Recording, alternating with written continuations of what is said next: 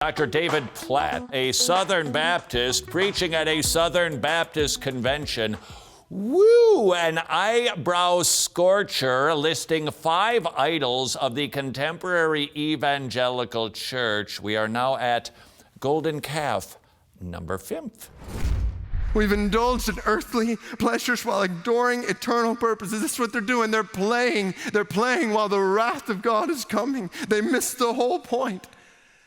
God had saved them out of Egypt for the glory of his name among the nations. They were missing that purpose, God's mission for them, while they played with earthly pleasures. Can this not become the picture among us if we are not careful? There is a battle raging for the souls of men and women all over the world. In Oklahoma, millions and billions of people and thousands of people groups around the world. Right now, his wrath is coming. His wrath is coming. And our greatest concern is how our football team is going to be ranked, or what position we might get in this church or that church. God help us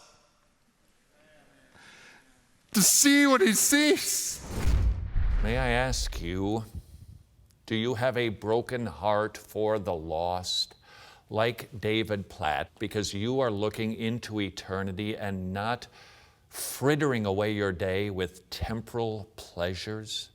May I ask you, have you thought recently about that annoying pagan neighbor going to hell? What about your unsaved, horrible boss spending eternity in a lake of sulfur? Have you considered that lately? When you watch the news, when you perhaps join the chorus of conservative pundits railing against liberal people, have you remembered that they are presently damned without Jesus Christ? Does your heart break for the lost?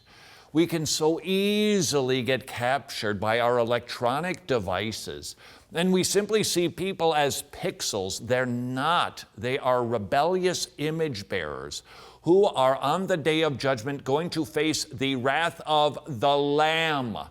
That meek, mild Jesus is not going to return passively. He is coming back aggressively. He is coming back not in a Chevrolet, wrapped in an American flag. He's coming back on a white stallion, in flaming fire, with a sword coming out of his mouth, with blood dripping down his leg. He is going to have his day with his enemies, and he is going to crush them. And he is going to say, "Depart from me, you worker of iniquity. I never knew you." And he is going to cast them. How do people get transported from this earth to hell? How do people get transported from the judgment seat of God to hell? It sure does appear that Jesus made it clear. God casts people into hell. Why?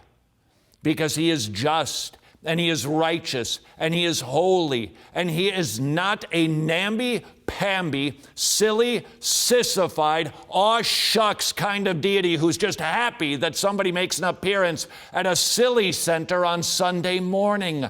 Do you see all the people sinking down? Don't we care? Don't we care? Are we going to let them drown? How can you be so numb not to care if they come? Forget David Platt's concern about the evangelical church. Let his words ring in your ears. Let them ring in my ears. And let us all individually reconsider our priorities. Do they match the priorities of our God or of our golden calf culture? Some evangelistic booklets are too squishy, some are too strong, some are too short, some are too long. Don't stub your toe, it's just right. In other words, this is the gospel booklet that has been endorsed by the baby bear. You can get your copies to give to people you know who are not saved at wretched.org.